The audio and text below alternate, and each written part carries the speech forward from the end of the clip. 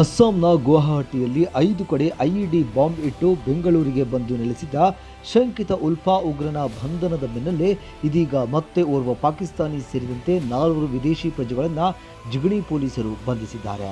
ಪಾಕಿಸ್ತಾನಿ ಬಾಂಗ್ಲಾದೇಶ ಮೂಲದ ಪ್ರಜೆಗಳು ಅಕ್ರಮವಾಗಿ ನುಸುಳಿರುವ ಬಗ್ಗೆ ಕೇಂದ್ರ ಗುಪ್ತಚರ ಇಲಾಖೆ ನೀಡಿದ ಮಾಹಿತಿ ಆಧರಿಸಿ ರಾತ್ರಿ ಕಾರ್ಯಾಚರಣೆ ನಡೆಸಿದ ಜಿಗಣಿ ಪೊಲೀಸರು ಈ ವೇಳೆ ಪಾಕಿಸ್ತಾನಿ ಬಾಂಗ್ಲಾದೇಶ ಮೂಲದ ಪ್ರಜೆಗಳನ್ನು ಬಂಧಿಸಿದ್ದಾರೆ.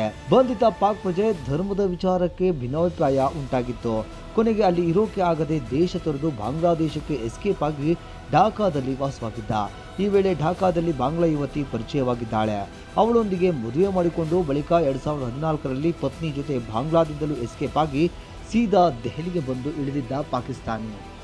ದೆಹಲಿಯಲ್ಲಿ ಅಕ್ರಮವಾಗಿ ನೆಲೆಸಿ ಸ್ಥಳೀಯರ ಪರಿಚಯ ಮಾಡಿಕೊಂಡು ವ್ಯಕ್ತಿಯೊಬ್ಬನ ನೆರವಿನಿಂದ ಭಾರತೀಯನು ಸ್ಥಳೀಯ ನಿವಾಸಿ ಎಂದು ಗುರುತಿಸಲು Aadhaar card, driving licence, passport ದಾಖಲೆಗಳನ್ನು ಸೃಷ್ಟಿಸಿಕೊಂಡಿದ್ದಾನೆ. 2018ರವರೆಗೆ ದೆಹಲಿಯಲ್ಲಿ ನೆಲೆಸಿ ಬಳಿಕ ಅಲ್ಲಿಂದ ಪತ್ನಿ ಸಮೇತ ಬೆಂಗಳೂರಿಗೆ ಬಂದು ನೆಲೆಸಿದ್ದಾನೆ. ಬೆಂಗಳೂರಿನ ಜಿಗಣಿಯಲ್ಲಿ 2 ಮಕ್ಕಳೊಂದಿಗೆ 2018ರಿಂದಲೇ ನೆಲೆಸಿದ್ರೂ ಪೊಲೀಸರಿಗೆ ತಿಳಿದೇ ಇಲ್ಲ. ಕೇಂದ್ರ ಗುಪ್ತಚರ ಇಲಾಖೆ ಅಧಿಕಾರಿಗಳು ಈ ಬಗ್ಗೆ ಸುಳಿವು ಸಿಕ್ಕಿದೆ. ಬೆಂಗಳೂರಿನಲ್ಲಿ ಪಾಕಿಸ್ತಾನ ಪ್ರಜೆಗಳು ನುಸುಳಿರುವ ಬಗ್ಗೆ ಅನುಮಾನಗೊಂಡ ಗುಪ್ತಚರ ಅಧಿಕಾರಿಗಳು ಈ ಬಗ್ಗೆ ಮಾಹಿತಿ ಕಲೆ ಹಾಕಿ ಜಿಗಣಿ ಪೊಲೀಸರಿಗೆ ಮಾಹಿತಿ ನೀಡಿದ್ದಾರೆ. ಗುಪ್ತಚರ ಇಲಾಖೆ ಅಧಿಕಾರಿಗಳು ಮಾಹಿತಿ ಮೇರೆಗೆ ರಾತ್ರಿ ಕಾರ್ಯಾಚರಣೆ ನಡೆಸಿ ಬಂಧಿಸಿದ ಪೊಲೀಸರು ಸದ್ಯ ಘಟನೆ ಸಂಬಂಧ ಜಿಗಣಿ ಪೊಲೀಸ್ ಠಾಣೆಯಲ್ಲಿ ಪ್ರಕರಣ ದಾಖಲಾಗಿದ್ದು ವಿಚಾರಣೆ ಮುಂದುವರೆಸಿದ್ದಾರೆ.